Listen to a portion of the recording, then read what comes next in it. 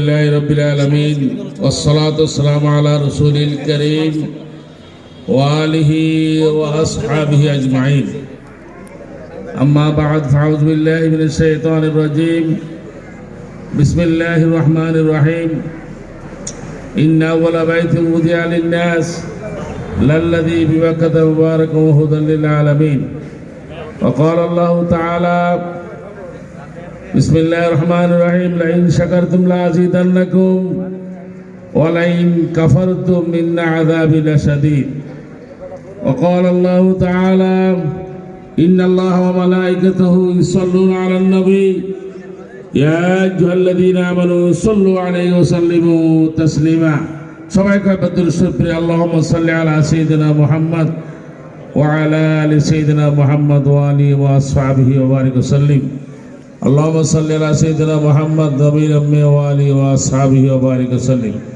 সম্মানিত উপস্থিতি,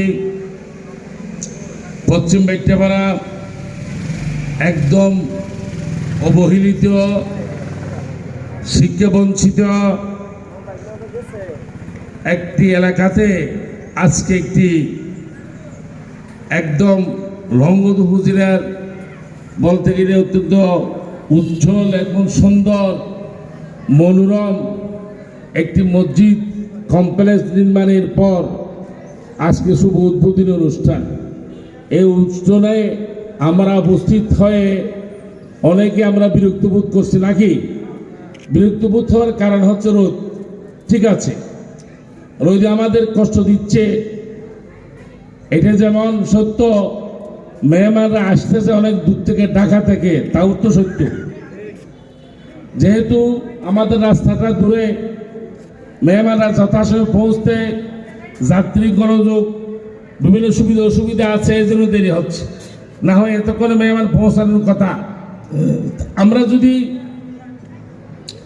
দীর্ঘ প্রত্যাশিত এত মনোরম সুন্দর একটি নিয়ামত পাওয়ার পরে একটু কষ্ট করে যদি ধৈর্য দিতে না পারি, তাহলে কাল কিয়ামতের ময়দানে কঠিন রোদে আমরা কেমনে থাকবো?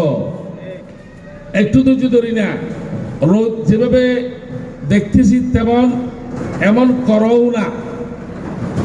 আমাদের শীতের মৌসুমের রোদ একটু ঠান্ডা, গরমকালের রোদ হলে তখন থাকা যেত না।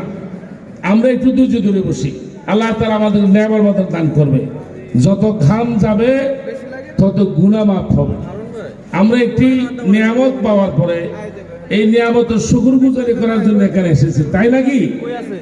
কোথায় ঢাকা, আমি আন্তর্জাতিক একটি সংস্থা এই প্রত্যন্ত অঞ্চলে এরকম একটা মসজিদ নির্মাণ করলো। ওনারা এসে দেখবে, উদ্বোধন করবে।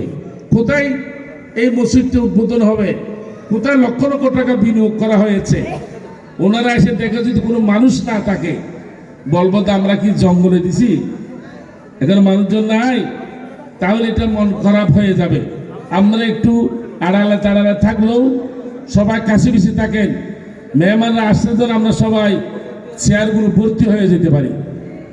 আমি সকলকে বিরক্ত বোধ না করার জন্য সবিনয় অনুরোধ জানাচ্ছি।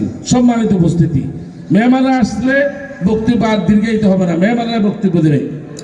আপনারা চিন্তা করেন, কোথায় ঢাকা অফিস, কোথায় প্রত্যন্ত অঞ্চল, আজকে